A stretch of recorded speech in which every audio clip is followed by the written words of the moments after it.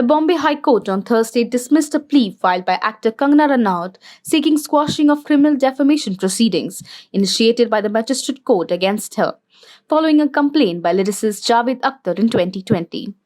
In his complaint, Akhtar had alleged that Ranaut had made defamatory statements on national and international television, in what appears to be a clear campaign to malign and tarnish Akhtar in the eyes of the general public.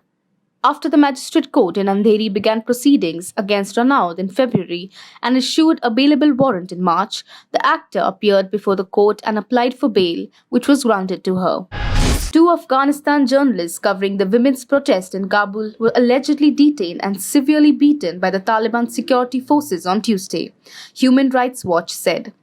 Taki Daryabi and Neemat Nakti from the Kabul-based media outlet called Ettilaat-e-Roz were allegedly detained and attacked on Tuesday. The reporters had been covering protests by women in Kabul demanding an end to Taliban violations of the rights of women. Ettilaat-e-Roz reported that Taliban authorities allegedly took the two men to a police station in Kabul, placed them in separate cells, and severely beat them with cables. Both men were released on September 8th and received medical care at a hospital for injuries on their backs, legs, and faces.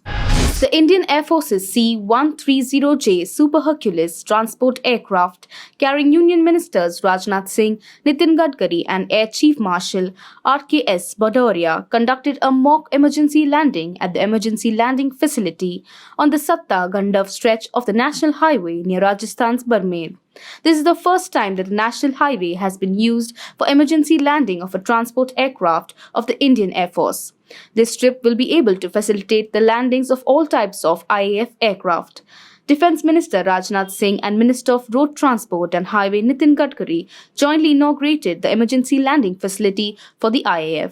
The BCCI Apex Council on Thursday reportedly received a complaint against former captain Mahendra Singh Dhoni's appointment as Indian team's mentor for the T20 World Cup, citing the conflict of interest clause in the Lodha Committee reforms. Former Madhya Pradesh Cricket Association life member Sanjeev Gupta, who has previously filed a series of conflict of interest complaints against players and administrators, has sent a letter to the Apex Council members that Dhoni's appointment is a violation of the conflict of interest clause, under which one person cannot hold two posts. Dhoni is also the captain of IPL franchisee Chennai Super Kings. It is understood that Dhoni, being a player in one team and a mentor in another, raises questions for which clarity is needed. Ford Motor Company will stop making cars in India and shut down both of its plants in the country, sources told Reuters, becoming the latest automaker to exit the market. Ford made the decision as it was not profitable for them to continue and that the process will take about a year to complete. Sources said that the US automaker will continue to sell some of its cars in the country through imports, adding that it will also provide support to dealers to service existing customers.